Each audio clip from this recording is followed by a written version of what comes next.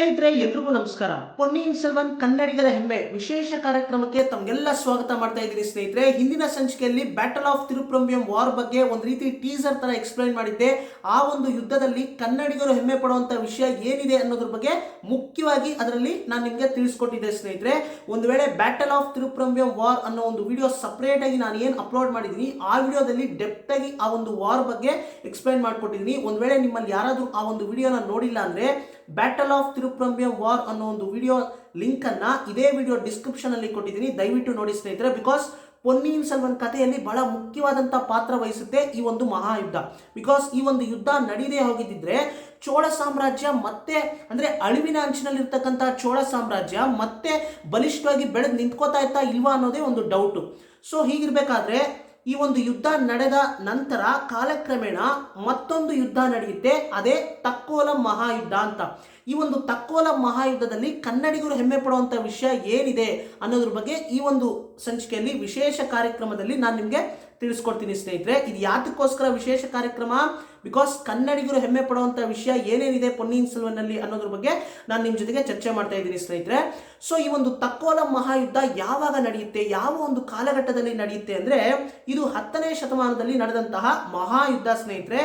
ತಮಿಳುನಾಡಿನಲ್ಲಿರ್ತಕ್ಕಂತಹ ಈಗಿರ್ತಕ್ಕಂಥ ರಾಣಿಪೇಟ್ ಅನ್ನೋ ಒಂದು ಜಿಲ್ಲೆ ಏನಿದೆ, ಆ ರಾಣಿಪೇಟ್ ಜಿಲ್ಲೆಯ ತಕ್ಕೋಲಂ ಅನ್ನೋ ಒಂದು ಊರಿನಲ್ಲಿ ನಡೆದಂತಹ ಮಹಾಯುದ್ಧ. ಈ ಒಂದು ಯುದ್ಧದಲ್ಲಿ ಯಾವ ಯಾವ ಸಾಮ್ರಾಜ್ಯಗಳ ನಡುವೆ ಈ ಒಂದು ಯುದ್ಧ ನಡೀತು ಅಂತ ಕೇಳಿದ್ರೆ ಅಫ್ಕೋರ್ಸ್ ಚೋಳ ಸಾಮ್ರಾಜ್ಯ ಇದರಲ್ಲಿ ಪಾರ್ಟಿಸಿಪೇಟ್ ಆಗಿರುತ್ತೆ. ಚೋಳ ಸಾಮ್ರಾಜ್ಯಕ್ಕೂ ರಾಷ್ಟ್ರಕೂಟರಿಗೂ ನಡೆದಂತಹ ಮಹಾಯುದ್ಧ ಸ್ನೇಹಿತರೆ. ರಾಷ್ಟ್ರಕೂಟರು ಅನ್ನೋ ಒಂದು ಹೆಸರು ಕೇಳಿದ ತಕ್ಷಣ ಕನ್ನಡಿಗರೆಲ್ಲ ಹೆಮ್ಮೆ ಪಡಬೇಕು ಸ್ನೇಹಿತರೆ. ಬಿಕಾಸ್ ರಾಷ್ಟ್ರಕೂಟರ ಬಗ್ಗೆ ನಾವು ಮರೆಯೋದಕ್ಕೆ ಸಾಧ್ಯ ಇಲ್ಲ. ಬಿಕಾಸ್ ರಾಷ್ಟ್ರಕೂಟರು ಅಂತ ಹೆಸರು ಕೇಳಿದ ತಕ್ಷಣ ನಮ್ಗೆಲ್ಲ ನೆನಪಾಗೋದು ಅಮೋಘ ವರ್ಷ ನೃಪತುಂಗ ಮತ್ತೆ 3ನೇ ಕೃಷ್ಣ ಅವರು. ಇವ್ರ ಬಗ್ಗೆ ಎಲ್ಲ ನಾವು ಓದ್ತಾ ಹೋದ್ರೆ ಎಷ್ಟು ಹೆಮ್ಮೆ ಪಡಬೇಕು ಅಂತಂದ್ರೆ, ಎಷ್ಟು ರೋಮಾಂಚನ ಆಗುತ್ತೆ, ಎಷ್ಟು ಹೆಮ್ಮೆ ಆಗುತ್ತೆ ಅಂದ್ರೆ, ನಮ್ಮ ಅಮೋಘ ವರ್ಷ ನೃಪತುಂಗ ಅವರು ಕಂಟಿನ್ಯೂಸ್ಲಿ 65-62 ವರ್ಷಗಳ ಕಾಲ ಆಳ್ವಿಕೆ ನಡೆಸಿದ್ದಾರೆ ಸ್ನೇಹಿತರೆ. ನಂತರ 3ನೇ ಕೃಷ್ಣ ಅವರ ಸಾಧನೆಗಳೆಲ್ಲ ಹಿಮಾಲಯದಿಂದ ಹಿಡಿದು ಶ್ರೀಲಂಕಾನು ಫುಲ್ಲು ಅಂದ್ರೆ ಆಕ್ಯುಪೈ ಮಾಡಿಕೊಂಡು ಆಳ್ವಿಕೆ ನಡೆಸಿದ್ರು ಅನ್ನೋದ್ರ ಬಗ್ಗೆ ಕೂಡ ಇದ್ರ ಬಗ್ಗೆ ಕೂಡ ಮಾಹಿತಿ ಸಿಕ್ಕಿದೆ. ಸೊ ಹೀಗಿರ್ಬೇಕಾದ್ರೆ 3ನೇ ಕೃಷ್ಣ ಅವರು ಚೋಳರನ್ನ ಗೆಲ್ತಾರೆ ಸ್ನೇಹಿತರೆ. ಹೇಗೆ ಗೆಲ್ತಾರೆ ಅಂದ್ರೆ, ಈ ಒಂದು ಪೊನ್ನಿಯಿನ್ ಸೆಲ್ವನ್ ನಡೆಯುವಂತ ಕಾಲಘಟ್ಟದಲ್ಲಿ ತಕ್ಕೋಲಂ ಮಹಾಯುದ್ಧ ನಡೀದೇ ಹೋಗಿದ್ರೆ ಸುಂದರ ಚೋಳ ಅವರು ರಾಜ ಆಗ್ತಾ ಇದ್ರೋ ಇಲ್ವೋ ಅನ್ನೋದೇ ಒಂದು ಡೌಟ್. ಪೊನ್ನಿಯಿನ್ ಸೆಲ್ವನ್ ಕತೆ ಕೇಳಿದಂತ ಪ್ರತಿಯೊಬ್ಬರಿಗೂ ಗೊತ್ತಿರುತ್ತೆ, ಪೊನ್ನಿಯಿನ್ ಸೆಲ್ವನ್ ಕತೆ ನಡೆಯುವಂತ ಕಾಲಘಟ್ಟದಲ್ಲಿ ಸುಂದರ ಚೋಳ ಅವರು ರಾಜ ಆಗಿರ್ತಾರೆ ಪ್ರೆಸೆಂಟ್ಲಿ ಚೋಳ ಸಾಮ್ರಾಜ್ಯಕ್ಕೆ. ಹೇಗೆ ಅವರು ರಾಜ ಆದ್ರು ಅನ್ನೋದ್ರ ಬಗ್ಗೆ ನಾನು ನಿಮ್ಗೆ ತಿಳಿಸ್ಕೊಡ್ತೀನಿ ಸ್ನೇಹಿತರೆ. ಸೊ ಆ ರೀತಿ ನಾನು ತಿಳಿಸ್ಕೊಟ್ರೆ ನಿಮ್ಗೆ ಅರ್ಥ ಆಗೋದು ಈ ಒಂದು ಯುದ್ಧ ಯಾವಾಗ ನಡೀತು, ಈ ಒಂದು ಯುದ್ಧ ನಡೆದಿದ್ರಿಂದಾನೇ ಚೋಳ ಸಾಮ್ರಾಜ್ಯದಲ್ಲಿ ಸುಂದರ ಚೋಳ ಅವರು ರಾಜ ಆಗೋದಕ್ಕೆ ಸಾಧ್ಯ ಆಯಿತು, ಇದ್ರ ಬಗ್ಗೆ ಎಲ್ಲ ನಿಮ್ಗೆ ಅರ್ಥ ಆಗೋದು. ಸೊ ಈಗ ತಿರುಪ್ರಂಬಿಯಂ ಮಹಾಯುದ್ಧದ ಬಗ್ಗೆ ನಾನು ಹೇಳಿದ್ದೆ. ತಿರುಪ್ರಂಬಿಯಂ ಮಹಾಯುದ್ಧ ನಡೀದೇ ಹೋಗಿದ್ರೆ ಮತ್ತೆ ಚೋಳರು ಬಲಿಷ್ಠವಾಗಿ ಬೆಳೆದು ನಿಂತ್ಕೊಳ್ಳೋದಕ್ಕೆ ಸಾಧ್ಯ ಆಗ್ತಾ ಇರಲಿಲ್ಲ. ಅಳಿವಿನ ಅಂಚಿನಲ್ಲಿರ್ತಕ್ಕಂಥ ಚೋಳ ಸಾಮ್ರಾಜ್ಯ ಮತ್ತೆ ಸ್ವತಂತ್ರವಾಗಿ ಬೆಳೆದು ನಿಂತ್ಕೊಳ್ಳೋದಕ್ಕೆ ಸಾಧ್ಯ ಆಗ್ತಾ ಇರಲಿಲ್ಲ. ಸರಿ, ಆ ಯುದ್ಧ ನಡೀತು. ಆ ಯುದ್ಧ ನಡೆದ ನಂತರ ಅಂದ್ರೆ ಆ ಯುದ್ಧದಲ್ಲಿ ಬಹಳ ಮುಖ್ಯವಾಗಿ ಆ ಯುದ್ಧನ ವಿನ್ ಮಾಡಿಸಿ ಕೊಟ್ಟಿದ್ದೆ ವಿಜಯಾಲಯ ಚೋಳ ಅವರು. ವಿಜಯಾಲಯ ಚೋಳ ಅವರು ಹಾಕೊಟ್ಟಂತಹ ಈ ಒಂದು ಸ್ಟ್ರಾಂಗ್ ಫೌಂಡೇಶನ್ ಏನಿದೆ ಚೋಳ ಸಾಮ್ರಾಜ್ಯಕ್ಕೆ, ಅದು ತುಂಬಾನೇ ಅಂದ್ರೆ ನಂತರ ಕಾಲಕ್ರಮೇಣ ತುಂಬಾ ಕಾಲ ಅದು ಸ್ಟ್ರಾಂಗ್ ಆಗಿ ನಿಂತ್ಕೊಳ್ಳೋದಕ್ಕೆ ಶುರು ಆಗುತ್ತೆ ಸ್ನೇಹಿತರೆ. ಹೇಗೆ ಅಂದ್ರೆ ವಿಜಯಾಲಯ ಚೋಳ ಅವರ ನಂತರ ಅವರ ಮಗ ಆದಿತ್ಯ ಚೋಳ ಅವರು ಪಟ್ಟಕ್ಕೆ ಬರ್ತಾರೆ. ಇವರು ಕೂಡ ತಿರುಪ್ರಂಬಿಯಂ ಮಹಾಯುದ್ಧದಲ್ಲಿ ಇವರು ಪಾರ್ಟಿಸಿಪೇಟ್ ಮಾಡಿರ್ತಾರೆ, ಇಲ್ಲ ಅಂತ ಹೇಳಿಲ್ಲ. ಸೊ ಆದಿತ್ಯ ಚೋಳ ಅವರು ಪಟ್ಟಕ್ಕೆ ಬಂದ ನಂತರ ಅವರು ತೀವ್ರವಾದಂತಹ ಶಿವಭಕ್ತರು, ಅಟ್ ದ ಸೇಮ್ ಟೈಮ್ ತುಂಬಾನೇ ವೀರತ್ವ ಹೊಂದಿರತಕ್ಕಂತಹ ವ್ಯಕ್ತಿ ಸ್ನೇಹಿತರೆ. ಸೊ ಹಾಗಾಗಿ ಅವರು ಕಾವೇರಿ ನದಿ ಹುಟ್ಟುವಂತ ಸ್ಥಳ ಏನಿದೆ, ಕೊಡಗಿನ ಕಾವೇರಿ ಅಂತ ನಾವು ಏನು ಹೇಳ್ತೀವಿ, ಕಾವೇರಿ ನದಿ ಹುಟ್ಟುವಂತ ಸ್ಥಳದಿಂದ ಆ ಕಾವೇರಿ ನದಿ ಸಮುದ್ರಕ್ಕೆ ಸೇರೋವರೆಗೂ ಕೂಡ 108 ಶಿವನ ದೇವಸ್ಥಾನಗಳನ್ನ ಇವರು ನಿರ್ಮಿಸಿದ್ದಾರೆ ಅಂತ ಸಂಶೋಧನೆಕಾರರು ದಾಖಲೆ ಮಾಡಿದ್ದಾರೆ. ಇದೊಂದು ಸಾಧನೆ, ಅಂದ್ರೆ ತುಂಬಾನೇ ಅದ್ಭುತವಾದಂತಹ ಸಾಧನೆ ಸ್ನೇಹಿತರೆ. ಸೊ ನಂತರ ಆದಿತ್ಯ ಚೋಳ ಅವರು ಅಂದ್ರೆ ಇವರ ಒಂದು ಕಾಲಘಟ್ಟದಲ್ಲಿ ಚೋಳ ಸಾಮ್ರಾಜ್ಯವನ್ನ ವಿಸ್ತರಿಸಿದ್ರು. ಅಂದ್ರೆ ಇವರು ಕೂಡ ವಿಸ್ತಾರ ಮಾಡೋದಕ್ಕೆ ಇವರು ಕೂಡ ಯುದ್ಧ ಮಾಡಿದ್ರು, ಹಲವಾರು ಯುದ್ಧಗಳಲ್ಲಿ ಇವರು ಪಾಲ್ಗೊಂಡ್ರು ಅನ್ನೋದ್ರ ಬಗ್ಗೆ ಕೂಡ ಇವರು ಸಂಶೋಧನೆಕಾರರು ದಾಖಲೆ ಮಾಡಿದ್ದಾರೆ. ಸೊ ಹೀಗಿರ್ಬೇಕಾದ್ರೆ ಆದಿತ್ಯ ಚೋಳ ಅವರು ಪಲ್ಲವರನ್ನು ಕೂಡ ಗೆಲ್ತಾರೆ. ಪಲ್ಲವರನ್ನು ಕೂಡ ಇವರು ಸೋಲಿಸಿ ಪಲ್ಲವರು ಆಳ್ವಿಕೆ ನಡೆಸ್ತಾ ಇದ್ದಂತಹ ಪ್ರದೇಶವನ್ನು ಕೂಡ ಇವರು ಆಳ್ವಿಕೆ ನಡೆಸೋದಕ್ಕೆ ಶುರು ಮಾಡ್ತಾರೆ, ಆಕ್ಯುಪೈ ಮಾಡಿಕೊಂಡು, ಆಕ್ರಮಣ ಮಾಡಿಕೊಂಡು. ಸೊ ನಂತರ ಆದಿತ್ಯ ಚೋಳ ಅವರ ಮಗ ಪರಾಂತಕ ಚೋಳ ಅವರು, ಅಂದ್ರೆ ಆದಿತ್ಯ ಚೋಳ ಅವರ ಮಗ ಪರಾಂತಕ ಚೋಳ ಅವರು ಪಟ್ಟಕ್ಕೆ ಬರ್ತಾರೆ. ಪರಾಂತಕ ಚೋಳ ಅವರು ಪಟ್ಟಕ್ಕೆ ಬಂದ ಮೇಲೆ ಪಾಂಡ್ಯರನ್ನ ಸೋಲಿಸ್ತಾರೆ. ಪಾಂಡ್ಯರನ್ನ ಸೋಲಿಸಿ ಮದುರೈನ ಇವರು ಆಕ್ಯುಪೈ ಮಾಡ್ಕೋತಾರೆ. ನಂತರ ಶ್ರೀಲಂಕಾನ ಕೂಡ ಇವರು ಆಕ್ಯುಪೈ ಮಾಡ್ಕೋತಾರೆ. ಸೊ ಹಾಗಾಗಿ ಇವ್ರಿಗೆ ಮದುರೈಯು ಈಳಮು ಕೊಂಡ ಪರಾಂತಕ ಕೇಸರಿ ಅಂತ ತಮಿಳು ಸಂಶೋಧಕರು ಅಂದ್ರೆ ಈ ಒಂದು ಪಟ್ಟವನ್ನ ಇವರು ಸಂಪಾದನೆ ಮಾಡಿಕೊಂಡ್ರು ಅನ್ನೋದ್ರ ಬಗ್ಗೆ ಇವರು ದಾಖಲೆ ಮಾಡಿದ್ದಾರೆ. ಸೊ ಹೀಗಿರ್ಬೇಕಾದ್ರೆ ಪರಾಂತಕ ಚೋಳ ಅವರ ಕಾಲಘಟ್ಟದಲ್ಲಿ ಚೋಳ ಸಾಮ್ರಾಜ್ಯ ಮದುರೈ ಅಂದ್ರೆ ಪಾಂಡ್ಯರನ್ನು ಸೋಲಿಸಿರುತ್ತೆ, ಪಲ್ಲವರನ್ನು ಕೂಡ ಸೋಲಿಸಿರುತ್ತೆ, ನಂತರ ಶ್ರೀಲಂಕಾನು ಕೂಡ ಆಕ್ಯುಪೈ ಮಾಡ್ಕೊಂಡಿರುತ್ತೆ. ಇಂಥ ಒಂದು ಸಂದರ್ಭದಲ್ಲಿ ಪರಾಂತಕ ಚೋಳ ಅವರು ವಯಸ್ಸಾಗಿರುತ್ತೆ. ನಂತರ ಅವರ ಮೊದಲನೇ ಮಗ ಆದಂತಹ ರಾಜಾದಿತ್ಯ ಚೋಳ ಅವರಿಗೆ ಪಟ್ಟವನ್ನ ಕಟ್ಟಿ, ನೀನು ನನ್ನ ನಂತರ ರಾಜ್ಯವನ್ನ ಆಳ್ವಿಕೆ ನಡೆಸಬೇಕು ಅನ್ನೋ ಒಂದು ಜವಾಬ್ದಾರಿಯನ್ನ ವಹಿಸಿ ಮೊದಲೇ ಅವರು ರೆಸ್ಟ್ ತಗೋತಾ ಇರ್ತಾರೆ ಅನ್ನೋದಕ್ಕಿಂತ ಹೆಚ್ಚಾಗಿ ರೆಸ್ಟ್ ತಗೋಬೇಕು ಅಂತ ತಗೋತಾ ಇರಲ್ಲ, ಸುಮ್ಮನೆ ಅಂದ್ರೆ ಸ್ವಲ್ಪ ಜವಾಬ್ದಾರಿಯನ್ನ ಅವರ ಮಗನಿಗೆ ವಹಿಸಿರ್ತಾರೆ. ಸೊ ಇಂಥ ಒಂದು ಸಂದರ್ಭದಲ್ಲಿ ಪರಾಂತಕ ಚೋಳ ಅವರಿಗೆ ಒಂದು ಮೆಸೇಜ್ ಬರುತ್ತೆ. ಏನ್ ಮೆಸೇಜ್ ಅಂದ್ರೆ, ರಾಷ್ಟ್ರಕೂಟರಿಂದ ಯುದ್ಧ ಬರುತ್ತೆ ಅನ್ನೋ ಒಂದು ಮೆಸೇಜ್ ಬರುತ್ತೆ. ನೋಡಿ ಹೇಗಿದೆ, ಎಷ್ಟು ರೋಮಾಂಚನ ಆಗುತ್ತಲ್ವ ಸ್ನೇಹಿತರೆ. ಇದನ್ನ ನಾನು ಓದಬೇಕಾದ್ರೆ ತುಂಬಾನೇ ರೋಮಾಂಚನ ಆಯಿತು. ರಾಷ್ಟ್ರಕೂಟರಿಂದ ಯುದ್ಧ ಬರುತ್ತೆ ಅನ್ನೋ ಒಂದು ಮೆಸೇಜ್ ಬಂದಿದ ತಕ್ಷಣ ಪರಾಂತಕ ಚೋಳ ಅವರು ಅವರ ಮಗ ರಾಜಾದಿತ್ಯ ಚೋಳ ಅವ್ರನ್ನ ತೊಂಡೈ ಮಂಡಲಂ ಬಾರ್ಡರ್ ಅಂದ್ರೆ ತೊಂಡೈಮಂಡಲಂ ಬಾರ್ಡರ್ ಪ್ರದೇಶ ಅಂದ್ರೆ ಗಡಿ ಪ್ರದೇಶಕ್ಕೆ ಕಳಿಸ್ತಾರೆ. ಇಲ್ಲಿ ಹೋಗಿ ನೀನು ಬಿಡಾರ ಹೂಡು, ಯಾವಾಗ ಬೇಕಾದ್ರೂ ಯುದ್ಧ ಬರ್ಬೋದು. ಸೊ ಹಾಗಾಗಿ ಅಲ್ಲಿ ನೀನು ಯುದ್ಧ ಮಾಡಬೇಕಾದಂಥ ಪರಿಸ್ಥಿತಿ ಬರುತ್ತೆ. ಸೊ ಹಾಗಾಗಿ ನೀನು ಒಂದಷ್ಟು ಜನ ಸೈನಿಕರು ಮತ್ತೆ ಅಂದರೆ ಒಂದಷ್ಟು ಜನ ನಾನು ಏನು ಅಂದರೆ ನನ್ನ ಒಂದು ಕೆಳಗಡೆ ಇರ್ತಕ್ಕಂತಹ ನನ್ನ ಒಂದು ಕಂಟ್ರೋಲಲ್ಲಿ ಇರ್ತಕ್ಕಂಥ ಒಂದಷ್ಟು ಜನ ಸೈನಿಕರು ಮತ್ತೆ ಒಂದಷ್ಟು ಆನೆಗಳು, ಒಂದಷ್ಟು ಕುದುರೆಗಳು, ಇವನ್ನೆಲ್ಲ ನೀನು ತಗೊಂಡೋಗಿ ಅಲ್ಲಿ ರೆಡಿಯಾಗಿರು ಯುದ್ಧಕ್ಕೆ, ಯಾವಾಗ ಬೇಕಾದರೂ ಯುದ್ಧ ಬರೋವಂಥ ಸಂದರ್ಭ ಇದು ಅಂತ ಹೇಳಿ ಕಳಿಸ್ಬಿಡ್ತಾರೆ. ಹೀಗೆ ಹೋದಂತಹ ನಮ್ಮ ರಾಜಾದಿತ್ಯ ಚೋಳ ಅವರು ಅಲ್ಲಿ ಅಂದ್ರೆ ತೊಂಡೈ ಮಂಡಲಂ ಅಂತ ನಾನು ಹೇಳಿದ್ನಲ್ಲ, ತೊಂಡೈ ಮಂಡಲಂ ಅಂದ್ರೆ ಏನು ಅಂತ ನೀವು ಕೇಳಿದ್ರೆ, ತೊಂಡೈ ಮಂಡಲಂ ಅನ್ನೋದು ಒಂದಷ್ಟು ಪ್ರದೇಶಗಳು ಸೇರಿ ಆಗಿನ ಕಾಲಘಟ್ಟದಲ್ಲಿ ತೊಂಡೈ ಮಂಡಲಂ ಅಂತ ಕರೀತಾ ಇರ್ತಾರೆ ಸ್ನೇಹಿತರೆ. ಉದಾಹರಣೆಗೆ ಈಗಿರ್ತಕ್ಕಂಥ ಚೆನ್ನೈ ಆಗಿರ್ಬೋದು, ನೆಲ್ಲೂರು ಆಗಿರ್ಬೋದು, ಚಿತ್ತೂರು, ಅಂದ್ರೆ ಕಾಂಜೀಪುರಮು, ಇವೆಲ್ಲ ಸೇರಿ ಅಂದ್ರೆ ಇನ್ನೂ ಹಲವಾರು ಪ್ರದೇಶಗಳು, ಹಲವಾರು ಊರುಗಳು ಸೇರಿ ತೊಂಡೈ ಮಂಡಲಂ ಅಂತ ಕರೀತಾ ಇರ್ತಾರೆ. ಈ ತೊಂಡೈ ಮಂಡಲಂ ಅನ್ನೋದು ಆಗಿನ ಕಾಲಘಟ್ಟದಲ್ಲಿ ಚೋಳ ಸಾಮ್ರಾಜ್ಯಕ್ಕೆ ನಾರ್ತ್ ಸೈಡ್ ಅಂತ ಹೇಳ್ತಾ ಇದ್ರು, ಅಂದ್ರೆ ನಾರ್ತ್ ಸೈಡ್ ಇದ್ದಂತಹ ಪ್ರದೇಶಗಳು. ಸೊ ಹೀಗಿರ್ಬೇಕಾದ್ರೆ ತೊಂಡೈ ಮಂಡಲಂನಲ್ಲಿ ಒಂದು ಪರ್ಟಿಕ್ಯುಲರ್ ಪ್ರದೇಶದಲ್ಲಿ ನಮ್ಮ ರಾಜಾದಿತ್ಯ ಚೋಳ ಅವರು ಹೋಗಿ ಬಿಡಾರ ಹೂಡ್ತಾರೆ. ಹಾಗೆ ಬಿಡಾರ ಹೂಡಿದಂತಹ ಸಂದರ್ಭದಲ್ಲಿ ಅಲ್ಲಿ ಇನ್ನ ಯುದ್ಧ ಬರುತ್ತೆ ಅನ್ನೋ ಒಂದು ಸಂದರ್ಭ ಇಲ್ಲ, ಇನ್ನ ಯುದ್ಧ ಬರ್ತಾ ಇಲ್ಲ. ಸೊ ಹಾಗಾಗಿ ಸುಮ್ಮನೆ ದಿನಗಳು ಕಳೀತಾ ಇದೆ, ಆದರೆ ಯುದ್ಧ ಮಾತ್ರ ಬರ್ತಾ ಇಲ್ಲ. ರಾಷ್ಟ್ರಕೂಟರು ಯಾವಾಗ ಬೇಕಾದ್ರೂ ಯುದ್ಧ ಮಾಡುವಂತಹ ಸಂದರ್ಭ, ಆದರೆ ಯುದ್ಧ ಇನ್ನೂ ಬಂದಿಲ್ಲ, ಅವ್ರು ಇನ್ನೂ ಯುದ್ಧ ಮಾಡೋದಕ್ಕೆ ಬಂದಿಲ್ಲ. ಸೊ ಹಾಗಾಗಿ ನಮ್ಮ ರಾಜಾದಿತ್ಯ ಚೋಳ ಅವರು ಒಂದು ಯೋಚನೆ ಮಾಡ್ತಾರೆ, ಇಲ್ಲಿ ಹೇಗಿದ್ರು ಯುದ್ಧ ನಡೀತಾ ಇಲ್ಲ, ನನ್ನ ಜೊತೆ ಇಷ್ಟು ಜನ ಸೈನಿಕರಿದ್ದಾರೆ, ಸೊ ಯಾತಕ್ಕೆ ಸುಮ್ಮನೆ ಟೈಮ್ ವೇಸ್ಟ್ ಮಾಡಬೇಕು, ಇಲ್ಲಿ ಹೇಗಿದ್ರು ಇಲ್ಲಿರ್ತಕ್ಕಂಥ ವ್ಯವಸಾಯಿಗಳು ಅವ್ರಿಗೆ ಉಪಯೋಗ ಆಗೋದಕ್ಕೆ ಒಂದು ಏರಿಯನ್ನ ಯಾಕೆ ನಾನು ಕಟ್ಕೊಡ್ಬಾರ್ದು ಅಂತ ಯೋಚನೆ ಮಾಡ್ತಾರೆ. ನೋಡಿ ಎಷ್ಟು ಅದ್ಭುತ. ಸೊ ಹಾಗಾಗಿ ಅಲ್ಲಿ ವೀರನಾರಾಯಣ ಅನ್ನೋ ಒಂದು ಹೆಸರಿನಲ್ಲಿ ಒಂದು ಏರಿಯನ್ನ ಕಟ್ಕೊಡ್ತಾರೆ. ಅಲ್ಲಿ ಕಾವೇರಿ ನೀರು ಹರ್ಕೊಂಡ್ ಬರ್ತಾ ಇರುತ್ತಲ್ವಾ, ಸೊ ಆ ಕಾವೇರಿ ನೀರನ್ನ ಇವರು ಅಂದ್ರೆ ಕಂಟ್ರೋಲ್ ಮಾಡೋದಕ್ಕೆ ಒಂದು ಏರಿಯನ್ನ ಕಟ್ಕೊಡ್ತಾರೆ, ಅಲ್ಲಿರ್ತಕ್ಕಂಥ ವ್ಯವಸಾಯಿಗಳಿಗೆ ಉಪಯೋಗ ಆಗಲಿ ಅಂತ. ಅದನ್ನ ವೀರನಾರಾಯಣ ಏರಿ ಅಂತ ಕರೀತಾರೆ ಸ್ನೇಹಿತರೆ. ಇವರು ಹೆಸರಿಡ್ತಾರೆ. ಯಾಕೆ ವೀರನಾರಾಯಣ ಏರಿ ಅಂತ ಹೆಸರಿಡ್ತಾರೆ? ವೀರನಾರಾಯಣ ಅನ್ನೋದು ಪರಾಂತಕ ಚೋಳ ಅವರು, ಅವರ ತಂದೆ ಪರಾಂತಕ ಚೋಳ ಅವ್ರಿಗೆ ಇನ್ನೊಂದು ಹೆಸರನ್ನ ಅವರು ಸಂಪಾದನೆ ಮಾಡ್ಕೊಂಡಿರ್ತಾರೆ. ಸೊ ಹಾಗಾಗಿ ಆ ವೀರನಾರಾಯಣ ಅನ್ನೋ ಒಂದು ಹೆಸರನ್ನೇ ಈ ಒಂದು ಏರಿಗೆ ಇವರು ನೇಮ್ ಮಾಡ್ತಾರೆ ಸ್ನೇಹಿತರೆ. ನಂತರ ಈ ಒಂದು ಸಂದರ್ಭದ ನಂತರ ಕಾಲಕ್ರಮೇಣ ಯುದ್ಧ ಬರುತ್ತೆ. ರಾಷ್ಟ್ರಕೂಟರಿಗೂ ಚೋಳರಿಗೂ ಯುದ್ಧ ಬರುತ್ತೆ. ಈ ಒಂದು ಯುದ್ಧ ನಡೆಯುವಂಥ ಸ್ಥಳ ಎಲ್ಲಿದೆ ಅಂತ ನೀವು ಕೇಳಿದ್ರೆ, ಈಗಿರ್ತಕ್ಕಂಥ ತಮಿಳುನಾಡಿನಲ್ಲಿ ರಾಣಿಪೇಟೆ ಅನ್ನೋ ಒಂದು ಜಿಲ್ಲೆಗೆ ಸೇರಿದಂತಹ ತಕ್ಕೋಲಂ ಅನ್ನೋ ಒಂದು ಸ್ಥಳದಲ್ಲಿ ಈ ಒಂದು ಯುದ್ಧ ನಡೆಯುತ್ತೆ. ತುಂಬಾನೇ ಭಯಂಕರವಾದಂಥ ಯುದ್ಧ. ಈ ಒಂದು ಯುದ್ಧದಲ್ಲಿ ಪಾರ್ಟಿಸಿಪೆಂಟ್ಸ್ ಯಾರಪ್ಪ ಅಂತಂದ್ರೆ, ಅಂದ್ರೆ ಯಾರು ಇದರಲ್ಲಿ ಯಾವ ಸಾಮ್ರಾಜ್ಯಗಳ ನಡುವೆ ಯುದ್ಧ ನಡೀತು ಅಂದ್ರೆ ನಿಮ್ಗೆಲ್ಲ ಗೊತ್ತೇ ಇರುತ್ತೆ, ರಾಷ್ಟ್ರಕೂಟರಿಗೂ ಚೋಳರಿಗೂ ನಡೆದಂತಹ ಮಹಾಯುದ್ಧ. ಆದ್ರೆ ರಾಷ್ಟ್ರಕೂಟರಿಗೆ ಸಪೋರ್ಟ್ ಆಗಿ ಗಂಗಾ ಸಾಮ್ರಾಜ್ಯದವರು ಬರ್ತಾರೆ. ಗಂಗಾ ಸಾಮ್ರಾಜ್ಯದಿಂದ ಎರಡನೇ ಬೂದುಗನ್ ಅಂದ್ರೆ ಎರಡನೇ ಬೂದುಗನ್ ಕಿಂಗ್ ಹೆಸರು ಎರಡನೇ ಬೂದುಗನ್ ಅಂತ. ಸೊ ಅವರು ಬಂದು ಸೇರ್ಕೊಂಡು ರಾಷ್ಟ್ರಕೂಟರ ಜೊತೆ ಸೇರ್ಕೊಂಡು ಬಾಣರು ಕೂಡ ಬಂದ್ರು ಅಂತ ಉಲ್ಲೇಖಗಳಿದೆ ಸ್ನೇಹಿತರೆ. ಸೊ ಮುಖ್ಯವಾಗಿ ನಮ್ಮ ಗಂಗ ಸಾಮ್ರಾಜ್ಯದಿಂದ ಎರಡನೇ ಬೂದುಗನ್ನವರು ಮತ್ತೆ ರಾಷ್ಟ್ರಕೂಟರ ಅಂದ್ರೆ ರಾಷ್ಟ್ರಕೂಟವನ್ನ ಆಳ್ವಿಕೆ ನಡೆಸ್ತಾ ಇದ್ದಂತಹ ಮೂರನೇ ಕೃಷ್ಣ ಅವರು ಇವರೆಲ್ಲ ಸೇರ್ಕೊಂಡು ಚೋಳರ ವಿರುದ್ಧ ಹೋರಾಟ ಮಾಡೋದಕ್ಕೆ ಶುರು ಮಾಡ್ತಾರೆ. ಅಂದ್ರೆ ಯುದ್ಧ ಮಾಡ್ಬೇಕಂತ ಬಂದಿರ್ತಾರೆ. ರಾಜಾದಿತ್ಯ ಚೋಳ ಅವ್ರಿಗೆ ಸಪೋರ್ಟ್ ಆಗಿ ಚೇರರು ಅಂತ ನಾವೇನು ಕರಿತೀವಿ, ಚೇರರು ಸಪೋರ್ಟ್ ಮಾಡೋದಕ್ಕೆ ಬರ್ತಾರೆ. ಸೊ ಹೀಗಿರ್ಬೇಕಾದ್ರೆ ಚೇರರು ಚೋಳರು ಸೇರ್ಕೊಂಡು ರಾಷ್ಟ್ರಕೂಟರು ಗಂಗರ ವಿರುದ್ಧ ಯುದ್ಧ ಮಾಡ್ತಾರೆ. ಅಂದ್ರೆ ರಾಷ್ಟ್ರಕೂಟರು ಚೋಳರಿಗೂ ನಡೆಯುವಂಥ ಯುದ್ಧದಲ್ಲಿ ರಾಷ್ಟ್ರಕೂಟರಿಗೆ ಸಪೋರ್ಟಿವ್ ಆಗಿ ಗಂಗರು ಬರ್ತಾರೆ. ಅಟ್ ದ ಸೇಮ್ ಟೈಮ್ ಚೋಳರಿಗೆ ಸಪೋರ್ಟಿವ್ ಆಗಿ ಚೇರರು ಬರ್ತಾರೆ. ಸೊ ಇವ್ರ ನಡುವೆ ಯುದ್ಧ ನಡೆಯುತ್ತೆ. ಕಡೆಗೆ ಯುದ್ಧದಲ್ಲಿ ಗೆಲ್ಲೋದು ರಾಷ್ಟ್ರಕೂಟರು ಸ್ನೇಹಿತರೆ. ಈ ಒಂದು ಯುದ್ಧದಲ್ಲಿ ರಾಜಾದಿತ್ಯ ಚೋಳ ಅವರು ಆನೆ ಮೇಲೆ ಯುದ್ಧ ಮಾಡ್ತಾ ಇರಬೇಕಾದ್ರೆ ಗಂಗ ಸಾಮ್ರಾಜ್ಯದಿಂದ ಬಂದಂತಹ ಎರಡನೇ ಬೂದುಗನ್ನವರು ಅವ್ರ ಕೈಯಲ್ಲಿದ್ದಂತಹ ಬಾಣವನ್ನ ಎಸಿತಾರೆ. ಆ ಬಾಣ ಹೋಗಿ ಎದೆಗೆ ತಾಕಿ ರಾಜಾದಿತ್ಯ ಚೋಳ ಅವರು ಆನೆ ಮೇಲೆ ಇರಬೇಕಾದ್ರೆ ಅವರು ಪ್ರಾಣ ಬಿಡ್ತಾರೆ, ವೀರ ಮರಣವನ್ನ ಹೊಂದುತ್ತಾರೆ ಸ್ನೇಹಿತರೆ. ಸೊ ಹಾಗಾಗಿ ಇವ್ರಿಗೆ ಇನ್ನೊಂದು ಪಟ್ಟವನ್ನ ಇವರು ಸಾಯ್ಬೇಕಾದ್ರೆ ಸಂಪಾದನೆ ಮಾಡ್ಕೋತಾರೆ. ಯಾನೆ ಮೇಲೆ ತುಂಜಿಯ ದೇವನ್, ಯಾನೆ ಅಂದ್ರೆ ಆನೆ ಮೇಲೆ ಪ್ರಾಣ ಬಿಟ್ಟಂತಹ ಮಹಾನ್ ವ್ಯಕ್ತಿ ಅನ್ನೋ ಒಂದು ಮೀನಿಂಗ್ ನಲ್ಲಿ ಆ ರೀತಿ ಇಂಡಿಕೇಟ್ ಮಾಡೋ ರೀತಿ ಯಾನೆ ಮೇಲೆ ತುಂಜಿಯ ದೇವನ್ ಅನ್ನೋ ಒಂದು ಹೆಸರನ್ನು ಕೂಡ ಇವರು ಸಂಪಾದನೆ ಮಾಡ್ಕೋತಾರೆ ಅಂತ ಸಂಶೋಧನೆಕಾರರು ದಾಖಲೆ ಮಾಡಿದ್ದಾರೆ ಸ್ನೇಹಿತರೆ. ಸೊ ಹೀಗಿರ್ಬೇಕಾದ್ರೆ ಈ ಒಂದು ಯುದ್ಧ ನಡೆದ ನಂತರ ಚೋಳರು ಸೋಲ್ತಾರೆ. ಚೋಳರು ಸೋತಿದ ತಕ್ಷಣ ಆ ತೊಂಡೈ ಮಂಡಲಂ ಅಂತ ನಾನು ಹೇಳಿದ್ನಲ್ಲ, ಆ ತೊಂಡೈ ಮಂಡಲಂನ ಪೂರಾ ಆಕ್ಯುಪೈ ಮಾಡ್ಕೋತಾರೆ ನಮ್ಮ ರಾಷ್ಟ್ರಕೂಟರು.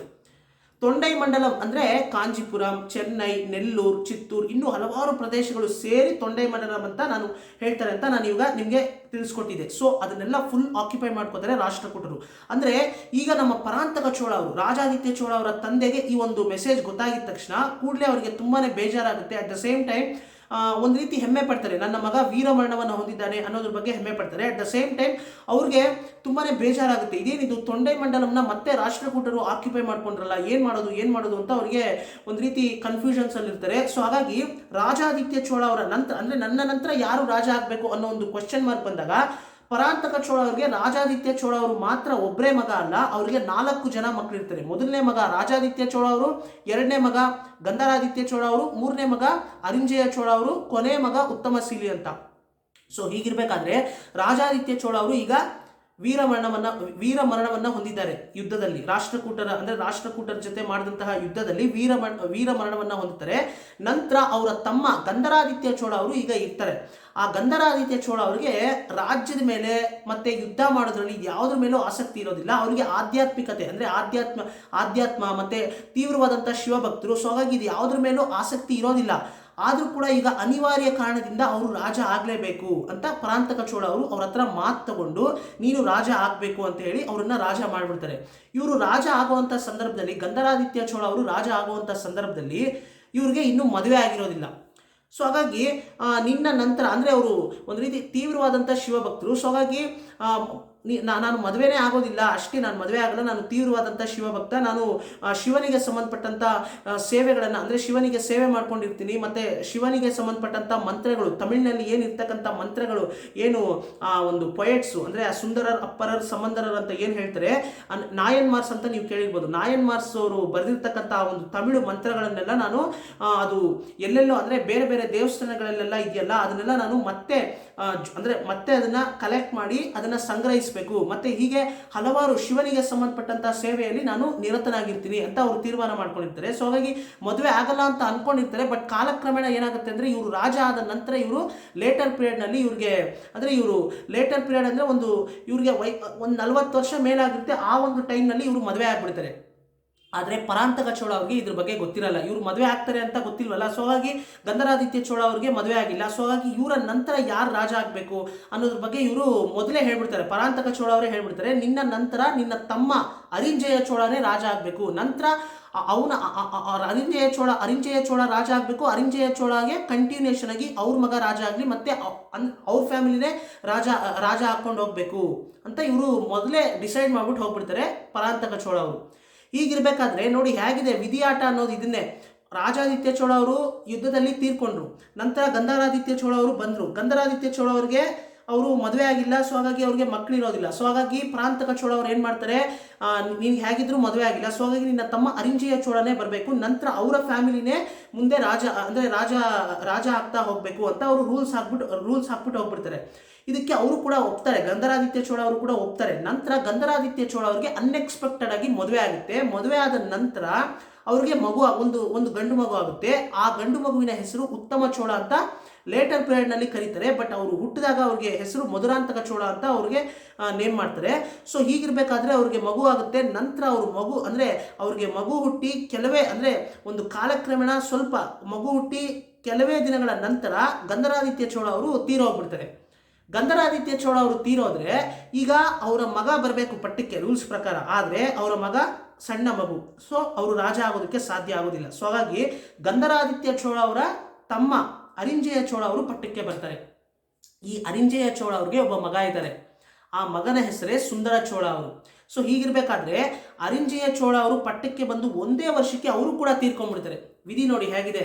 ಅರಿಂಜೆಯ ಚೋಳ ಅವರ ನಂತರ ಸುಂದರ ಚೋಳ ಅವರು ಬೇರೆ ವಿಧಿ ಇಲ್ಲದೆ ಅವ್ರಿಗೆ 20 ವರ್ಷ ಆವಾಗ ಅವರು ಪಟ್ಟಕ್ಕೆ ಬರಬೇಕಾದ್ರೆ, ಸೊ ಅವರೇ ಬರಬೇಕು, ಸುಂದರ ಚೋಳ ಅವರೇ ಪಟ್ಟಕ್ಕೆ ಬರಬೇಕು. ಬಿಕಾಸ್ ಅರಿಂಜೆಯ ಚೋಳ ಅವರ ಅಣ್ಣ ಗಂಧರಾದಿತ್ಯ ಚೋಳ ಅವ್ರಿಗೆ ಹುಟ್ಟಿದಂತಹ ಮಗ ಏನಿದ್ದಾನೆ ಅವನು ಇನ್ನೂ ಮಗು.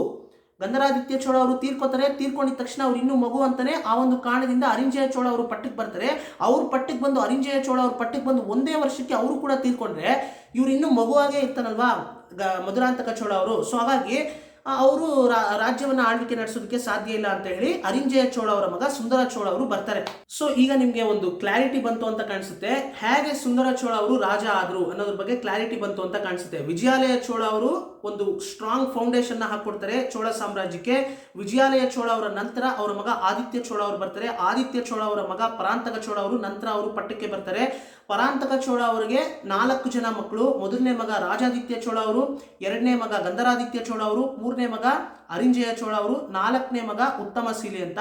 ಸೊ ಈ 4 ಜನ ಮಕ್ಕಳಲ್ಲಿ ರಾಜಾದಿತ್ಯ ಚೋಳ ಅವರು ವೀರ ಮರಣವನ್ನು ಹೊಂದುತ್ತಾರೆ. ರಾಷ್ಟ್ರಕೂಟರ ಜೊತೆ ಯುದ್ಧ ಮಾಡಬೇಕಾದ್ರೆ ವೀರ ಮರಣವನ್ನು ಹೊಂದುತ್ತಾರೆ. ರಾಜಾದಿತ್ಯ ಚೋಳ ಅವರು ತೀರೋಗ್ತಾರೆ. ನಂತರ ಗಂಧರಾದಿತ್ಯ ಚೋಳ ಅವರು ಪಟ್ಟಕ್ಕೆ ಬರ್ತಾರೆ. ಅನಿವಾರ್ಯ ಕಾರಣದಿಂದ, ತೀವ್ರವಾದಂತಹ ಶಿವಭಕ್ತರು ಆದರೂ ಕೂಡ ಅನಿವಾರ್ಯ ಕಾರಣದಿಂದ ಅವರು ಪಟ್ಟಕ್ಕೆ ಬರ್ತಾರೆ. ನಂತರ ಅವರು ಪಟ್ಟಕ್ಕೆ ಬಂದು ಕೆಲವು ದಿನಗಳ ನಂತರ ಅವರು ಮದುವೆ ಆಗ್ತಾರೆ. ಅಂದರೆ ಅವರು ರಾಜ ಆದ ನಂತರ, ಅವರು ರಾಜ ಆಗೋದೇ ಲೇಟರ್ ಪೀರಿಯಡ್ನಲ್ಲಿ, ಒಂದು 40 ವರ್ಷ ಆ ಒಂದು ವಯಸ್ಸು ಅನ್ಕೊಳ್ಳಿ. ಸೊ ಆ ಒಂದು ಟೈಮಲ್ಲಿ ಅವರು ಆ ಒಂದು ಟೈಮಲ್ಲಿ ಅವರು ಪಟ್ಟಕ್ಕೆ ಬರ್ತಾರೆ. ನಂತರ ಅವರು ಪಟ್ಟಕ್ಕೆ ಬಂದು ಕೆಲವು ದಿನಗಳ ನಂತರ ಕಾಲಕ್ರಮೇಣ ಅವರು ಮದುವೆ ಆಗ್ತಾರೆ ಅಂತ ಅವ್ರಿಗೆ ಗೊತ್ತಿರಲ್ಲ. ಅನ್ಎಕ್ಸ್ಪೆಕ್ಟೆಡ್ ಆಗಿ ಅವ್ರಿಗೆ ಮದುವೆ ಆಗುತ್ತೆ. ಮದುವೆ ಆದ ನಂತರ ಅವ್ರಿಗೆ ಒಂದು ಮಗು ಆಗುತ್ತೆ. ಅವ್ರಿಗೆ ಮದುವೆ ಆಗಿ ಮಗು ಆದ ನಂತರ ಸ್ವಲ್ಪ ದಿನಕ್ಕೇನೆ ಗಂಧರಾದಿತ್ಯ ಚೋಳ ಅವರು ತೀರೋಗ್ತಾರೆ. ಸೊ ಗಂಧರಾದಿತ್ಯ ಚೋಳ ಅವರು ತೀರೋಗ್ತಾರೆ. ಅವರ ತಂದೆ ಪರಾಂತಕ ಚೋಳ ಅವರು ಕೂಡ ಹೇಳಿರ್ತಾರೆ, ಗಂಧರಾದಿತ್ಯ ನಿನ್ನ ನಂತರ ನಿನ್ನ ತಮ್ಮ ಅರಿಂಜೆಯ ಚೋಳನೇ ಬರಬೇಕು, ನಂತರ ಅವರ ಫ್ಯಾಮಿಲಿನೇ ರಾಜ ಆಗ್ತಾ ಹೋಗ್ಬೇಕು ಅಂತ ಅವ್ರು ಹೇಳ್ಬಿಟ್ಟು ಹೋಗಿರ್ತಾರೆ. ಸೊ ಹೀಗೆ ಪೊನ್ನಿಯಿನ್ ಸೆಲ್ವನಲ್ಲಿ ಕೂಡ ಇದೇ ರೀತಿ ಎಕ್ಸ್ಪ್ಲೇನ್ ಮಾಡಿರ್ತಾರೆ. ಸೊ ಹೀಗಿರ್ಬೇಕಾದ್ರೆ ರಿಯಲ್ ಹಿಸ್ಟ್ರಿನ ನೀವು ನೋಡಿದ್ರು ಕೂಡ 90-95% ಇದೇ ರೀತಿ ಇರೋದು. ರಿಯಲ್ ಹಿಸ್ಟ್ರಿ ಕೂಡ ಇದೇ ರೀತಿ ನಡೆದಿರೋದು. ಬಟ್ ಒಂದು ಸ್ವಲ್ಪ ಚೇಂಜ್ ಮಾಡಿ ಹೇಳಿರ್ಬೋದೇನೋ ಕಲ್ಕಿ ಕೃಷ್ಣಮೂರ್ತಿ ಅವರು. ಸೊ ಇಷ್ಟು ತಿಳ್ಕೊಳ್ಳಿ ಸಾಕು. ನಮ್ಮ ಗಂಧರಾದಿತ್ಯ ಚೋಳ ಅವರು ತೀರೋಗಿದ ತಕ್ಷಣ ಅವರ ಮಗ ಮಧುರಾಂತಕ ಚೋಳ ಅವರು ಮಗು. ಸೊ ಹಾಗಾಗಿ ಅವರು ರಾಜ್ಯ ಆಳೋದಕ್ಕಾಗೋದಿಲ್ಲ. ಸೊ ಹಾಗಾಗಿ ಗಂಧರಾದಿತ್ಯ ಚೋಳ ಅವರ ತಮ್ಮ ಅರಿಂಜೆಯ ಚೋಳ ಅವರು ರಾಜ್ಯಕ್ಕೆ ಬರ್ತಾರೆ, ಅವರು ರಾಜ ಆಗ್ತಾರೆ. ಅರಿಂಜೆಯ ಚೋಳ ಅವರು ರಾಜ ಆಗಿ ಒಂದೇ ವರ್ಷಕ್ಕೆ ಅವರು ಕೂಡ ತೀರೋಗ್ತಾರೆ. ಸೊ ಹಾಗಾಗಿ ಇನ್ನು ಕೂಡ ಅವನು ಮಗುವಾಗೇ ಇರ್ತಾನಲ್ಲ ಮಧುರಾಂತಕ ಚೋಳ. ಸೊ ಹಾಗಾಗಿ ಅರಿಂಜೆಯ ಚೋಳ ಅವರ ಮಗ ಸುಂದರ ಚೋಳ ಅವರು ಆ ಒಂದು ಕಾಲಘಟ್ಟದಲ್ಲಿ, ಯಾಕಂತಂದ್ರೆ ಅರಿಂಜೆಯ ಚೋಳ ಅವ್ರಿಗೆ ಬೇಗ ಮದುವೆ ಆಗಿರುತ್ತೆ. ಸೊ ಹಾಗಾಗಿ ವಯಸ್ಸಲ್ಲಿ ಕರೆಕ್ಟಾಗಿ ಅವರು ವಯಸ್ಸಲ್ಲಿ ಇರ್ಬೇಕಾದ್ರೆ ಅವ್ರು ಮದುವೆ ಆಗಿರ್ತಾರೆ. ಸೊ ಹಾಗಾಗಿ ಅವ್ರಿಗೆ ಮಗ ಕೂಡ ಇರ್ತಾನೆ, ಅವನು 20 ವರ್ಷ ಆಗಿರುತ್ತೆ ಅವನಿಗೆ. ಸೊ ಹಾಗಾಗಿ 20 ವರ್ಷ ಮಗ ಇರಬೇಕಾದ್ರೆ ಅವರ ನಂತರ ನಮ್ಮ ಸುಂದರ ಚೋಳ ಅವರು ಪಟ್ಟಕ್ಕೆ ಬರ್ತಾರೆ. ಸೊ ಹೀಗೆ ಸುಂದರ ಚೋಳ ಅವರು ಹೀಗೆ ಪಟ್ಟಕ್ಕೆ ಬರೋದು. ಇದ್ರ ಬಗ್ಗೆ ಪೊನ್ನಿಯಿನ್ ಸೆಲ್ವನ್ ಕಥೆ ಹೇಳ್ಬೇಕಾದ್ರೆ ನಾನು ಆಲ್ರೆಡಿ ಎಕ್ಸ್ಪ್ಲೈನ್ ಮಾಡಿರ್ತೀನಿ ಸ್ನೇಹಿತರೆ. ಸೊ ಹಾಗಾಗಿ ಈಗ ಸುಂದರ ಚೋಳ ಅವರು ಪಟ್ಟಕ್ಕೆ ಬರ್ತಾರೆ. ಸುಂದರ ಚೋಳ ಅವ್ರಿಗೆ 3 ಜನ ಮಕ್ಕಳು. ಮೊದಲನೇ ಮಗ ಆದಿತ್ಯ ಕರಿಕಾಲನ್ ಅವರು, ಮತ್ತೆ ಎರಡನೇ ಅವರು ಮಗಳು ಕುಂದವೈ ದೇವಿಯವರು, ಮತ್ತೆ ಕೊನೆಯ ಮಗನೇ ಪೊನ್ನಿಯಿನ್ ಸೆಲ್ವನ್ ಅರುಳ್ಮೊಳಿವರ್ಮನ್ ಅಂತ. ಸೊ ಈ ರೀತಿ ಒಂದು ರೀತಿ ರೋಚಕ ಕಥೆ ಅಂತಾನೆ ಹೇಳಬೇಕು. ವಿಜಯಾಲಯ ಚೋಳದಿಂದ ಶುರುವಾಗಿ ಅವರ ಮಗ ಆದಿತ್ಯ ಚೋಳ ಅವರು, ನಂತರ ಅವರ ಮಗ ಪರಾಂತಕ ಚೋಳ ಅವರು. ಪರಾಂತಕ ಚೋಳ ಅವರಿಗೆ 4 ಜನ ಮಕ್ಕಳು. ಮೊದಲನೇ ಮಗ ಮೊದಲನೇ ಮಗ ರಾಜಾದಿತ್ಯ ಚೋಳ ಅವರು ತೀರ್ಕೊಂಡ್ಬಿಡ್ತಾರೆ, ಯುದ್ಧದಲ್ಲಿ ವೀರಮರಣವನ್ನು ಹೊಂದುತ್ತಾರೆ. ನಂತರ ಎರಡನೇ ಮಗ ಗಂಧರಾದಿತ್ಯ ಚೋಳ ಅವರು ಕೂಡ ಮದುವೆ ಅಂದರೆ ರಾಜ ಆಗಿ ಮದುವೆ ಆಗ್ತಾರೆ. ಮದುವೆ ಆದ ನಂತರ ಅವ್ರಿಗೆ ಮಗು ಆಗುತ್ತೆ. ಮಗುವಾಗಿ ಕಾಲಕ್ರಮೇಣ ಮಗುವಾಗಿ ಸ್ವಲ್ಪ ದಿನದಲ್ಲೇ ಅವರು ಕೂಡ ತೀರೋಗ್ತಾರೆ. ನಂತರ ಅವರು ತೀರೋದ್ರಲ್ಲ ಅಂತ ಹೇಳಿ ಅವರ ಮಗ ಪಟ್ಟಕ್ಕೆ ಬರೋದಕ್ಕಾಗೋದಿಲ್ಲ, ಯಾಕಂತಂದ್ರೆ ಅವರ ಮಗ ಚಿಕ್ಕ ಮಗು. ಸೊ ಹಾಗಾಗಿ ಅವರು ಪಟ್ಟಕ್ಕೆ ಬರೋದಕ್ಕಾಗೋದಿಲ್ಲ ಅಂತ ಗಂಧರಾದಿತ್ಯ ಚೋಳ ಅವರ ಮಗ ಅರಿಂಜಯ ಚೋಳ ಅವರು ಪಟ್ಟಕ್ಕೆ ಬರ್ತಾರೆ. ಅರಿಂಜಯ ಚೋಳ ಅವರು ಪಟ್ಟಕ್ಕೆ ಬಂದು ಒಂದೇ ವರ್ಷಕ್ಕೆ ಅವರು ತೀರೋಗ್ತಾರೆ. ನಂತರ ಅವರ ಮಗ ಸುಂದರ ಚೋಳ ಅವರು ಬೇರೆ ವಿಧಿ ಇಲ್ಲದೆ 20 ವರ್ಷ ಅವರಿಗೆ ಅವಾಗ. ಸೊ ಹಾಗಾಗಿ ಅವರು ಪಟ್ಟಕ್ಕೆ ಬರ್ತಾರೆ. ಹೀಗೆ ಸುಂದರ ಚೋಳ ಅವರು ಪಟ್ಟಕ್ಕೆ ಬರೋದು. ಸೊ ಇದನ್ನ ಅಂದ್ರೆ ಇದೊಂದು ಮುಖ್ಯವಾಗಿ ತಗೊಂಡಿರ್ತಾರೆ ಕಲ್ಕಿ ಕೃಷ್ಣಮೂರ್ತಿ ಅವರು ಪೊನ್ನಿಯಿನ್ ಸೆಲ್ವನ್ ಕತೆ ಎಕ್ಸ್ಪ್ಲೈನ್ ಮಾಡಬೇಕಾದ್ರೆ. ಬಿಕಾಸ್ ಈ ಒಂದು ಸಂದರ್ಭದಲ್ಲಿ ಸುಂದರ ಚೋಳ ಅವರು ಪಟ್ಟಕ್ಕೆ ಬರ್ತಾರೆ. ಸುಂದರ ಚೋಳ ಅವರಿಗೆ ವಯಸ್ಸಾಗುತ್ತೆ. ಅಂದ್ರೆ ಈ ಒಂದು ಕತೆ ನಡೀತಾ ಇರಬೇಕಾದ್ರೆ, ಪೊನ್ನಿಯಿನ್ ಸೆಲ್ವನ್ ಕತೆ ನಡೀತಾ ಇರಬೇಕಾದ್ರೆ ಸುಂದರ ಚೋಳ ಅವ್ರಿಗೆ ವಯಸ್ಸಾಗೋಗಿರುತ್ತೆ. ಅದೇ ರೀತಿನೇ ಎಕ್ಸ್ಪ್ಲೈನ್ ಮಾಡಿರ್ತಾರೆ. ಸೊ ಅವರ ನಂತರ ಯಾರು ಪಟ್ಟಕ್ಕೆ ಬರಬೇಕು? ರೂಲ್ಸ್ ಪ್ರಕಾರ ಗಂಧರಾದಿತ್ಯ ಚೋಳ ಅವರ ಮಗ ಮಧುರಾಂತಕ ಚೋಳ ಅವರೇ ಪಟ್ಟಕ್ಕೆ ಬರಬೇಕಾಗಿತ್ತು. ಅವರು ಮಗು, ಆ ಒಂದು ಟೈಮ್ನಲ್ಲಿ ಅವರು ಮಗು ಆಗಿದ್ದರಿಂದ ಅವ್ರಿಗೆ ಇನ್ನೂ ದೊಡ್ಡವರಾಗಿರಲಿಲ್ಲ. ಸೊ ಹಾಗಾಗಿ ಆಗೇನೋ ಎಮರ್ಜೆನ್ಸಿಯಾಗಿ ಗಂಧರಾದಿತ್ಯ ಚೋಳ ಅವರ ತಮ್ಮ ಅರಿಂಜಯ ಚೋಳ ಅವರು ಅಂದರೆ ಪಟ್ಟಕ್ಕೆ ಬರ್ತಾರೆ. ನಂತರ ಅವರು ಕೂಡ ಒಂದೇ ವರ್ಷಕ್ಕೆ ತೀರೋದ್ರಿಂದ ಅಂದರೆ ತೀರೋಗ್ತಾರೆ. ಸೊ ಆ ಕಾರಣದಿಂದ ಅವರ ಮಗ ಸುಂದರ ಚೋಳ ಅವರು ಪಟ್ಟಕ್ಕೆ ಬರ್ತಾರೆ. ಈಗ ಸುಂದರ ಚೋಳ ಅವರಿಗೆ ವಯಸ್ಸಾಗಿದೆ. ಸುಂದರ ಚೋಳ ಅವರ ನಂತರ ಈಗ ಪಟ್ಟಕ್ಕೆ ರೂಲ್ಸ್ ಪ್ರಕಾರ ಬರಬೇಕಾಗಿರೋದು ಮಧುರಾಂತಕ ಚೋಳ ಅವ್ರ ತಾನೆ. ಈಗ ಅವರು ಹೇಗಿದ್ರು ಬೆಳೆದು ನಿಂತಿದಾರಲ್ವಾ ಅಂತ ಇಲ್ಲಿ ಸಾಮಂತ ಸಾಮ್ರಾಜ್ಯದ ರಾಜರುಗಳು ಡಿಸ್ಕಷನ್ ಮಾಡ್ತಾರೆ.